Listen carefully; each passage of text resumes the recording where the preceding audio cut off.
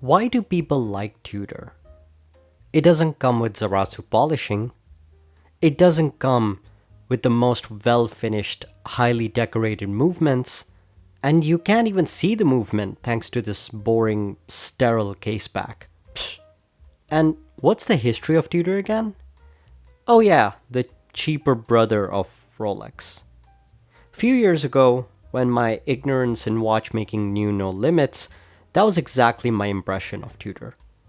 Tudor, the watch brand that lived off the success of its older brother.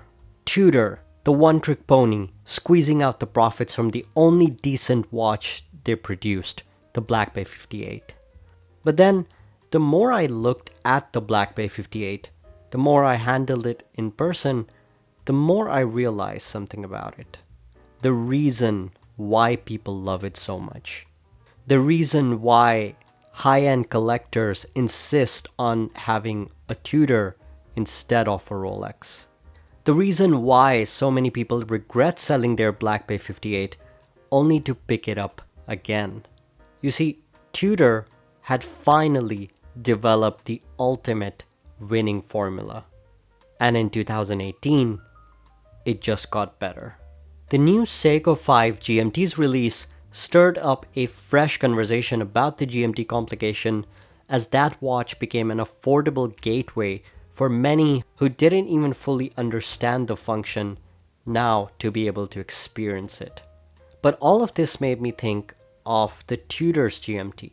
While the new Black Bay Pro offers some highly appreciated upgrades for many, such as a more compact size along with a sportier and a more utilitarian look, I was curious to know where was the Black Bay GMT positioned in the current market. And after spending a few weeks with it, I came to a few realizations that I wanted to share with you today. Firstly, this is a great watch for a one watch collection. I often ask myself, if I was to have one watch, just one watch, what would it be? And how would I even decide that? I realized that that watch would have to fulfill certain requirements that will prove to be very practical to my day-to-day life. Where the Black Bay Pro does offer a few much needed upgrades, the utilitarian design of that watch also limits it in terms of its versatility. The Black Bay Pepsi GMT, on the other hand, offers a well-rounded design, therefore adding a lot more versatility to it. I have a small collection of watches, and with the exception of the vintage ones, I consider most of them as everyday pieces. But there are scenarios I face where I'm wearing one of them and it seems to be lacking a feature that would be ideal for that environment. And no, my non-watch friends, I don't mean like, oh, but you can check the date on your phone type features. Not just in terms of functions or complications, but in terms of the feel of the design. Maybe the watch is starting to feel a bit uncomfortable after a long walk. Maybe it's casual, but still not casual enough for that situation. It's nearly impossible to have that perfect one watch that does it all. What the Black Bay 58 format does better than many, if not most, other divers is its near perfect attention to details.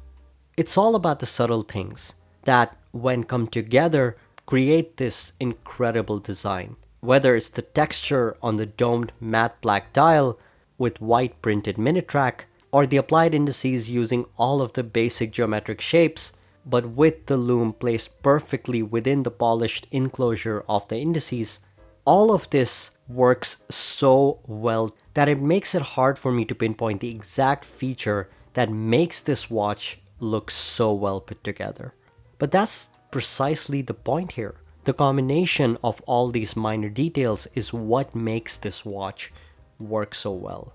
As a designer, I can tell you that sometimes coming up with a simple design without making it look boring is far more complex than producing a more obviously sophisticated design. This is because on a simpler canvas, it's the individual details that stand out. And if the placement, the sizing, the proportions, textures of those details aren't perfect, the entire design doesn't work, as all of the visual focus just stays on that one imperfection. But apart from the great design, the specifications and functions make it a great one watch. You have a 41mm stainless steel case with polished sides and brush finishing on the top, with slightly longer lug-to-lug distance of 50mm and a thickness of 14.9mm.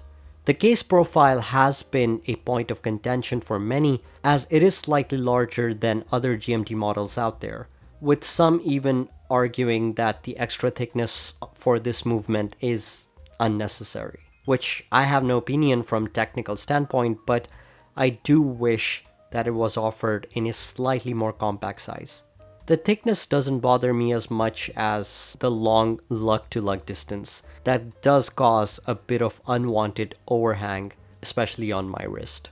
You get a burgundy and blue coin-edged bidirectional bezel with 24 clicks with a solid turning action. A domed sapphire crystal along with the textured black, also domed dial gives the watch a more compact look. While the date window at 3 o'clock isn't color matched with the dial, it's actually a plus in this case, as it blends in perfectly with the thick white indices, making it appear as an intentional design decision instead of a last-minute check to tick off. The lume is excellent, especially considering that this is a dive watch, with the Swiss lume generously applied on the hand's indices and even the GMT hand, just adding to the practical legibility of this watch in darker environments. You have a screw-down crown with the Tudor rose in relief, giving the watch a 200 meters of water resistance, higher than both its competition, the Longines Spirit Zulu Time and the Grand Seiko 9F GMT, that fall under the similar price range. Plus, the large, easy-to-grip crown has a smooth action, making the task of manually winding the watch enjoyable. But undeniably, one of the features that make this watch so solid is its in-house automatic COSC certified movement that comes with a whopping 70 hours of power reserve while beating at an impressive 28,800 vibrations per hour, resulting in not only the buttery smooth sweeping second hand, but also an impressive accuracy of -4 seconds a day. And it also has both hacking and hand winding. The workhorse caliber MT5652 architecture looks very similar to the Rolex 3285 movement in both design and finish, bringing amazing value to this watch. Apart from the case size, the bracelet clasp is another point of contention. But it is in no way a cheap feeling flimsy bracelet that many other watches at competitive prices come with. It's well built and comfortable, with solid end links and beveled edges, with a fold-over clasp with 3 micro adjustment points and a double locking mechanism. This is not a bracelet that you would immediately want to change out for a different strap option. The US price seems to be around $4,300, but I'm not sure if that's still the current price. But here in Malaysia, the official retail price from Tudor is just at $3,500. Compared to the competition, Tudor has the winning design formula. And it comes back to Rolex. What is the one thing that Rolex is unequivocally known for? It's not the finishing, it's not the decoration, it's the proportions, the minor details, the practicality of certain features that you wouldn't think you would need until you have them. Tudor follows this idea with their Black Bay 58 format. And this is why the Black Bay GMT is still unbeatable even today. Yes, we now have the Longines Spirit Zulu Time, and yes, we have the Grand Seiko GMTs, but they don't have that winning formula.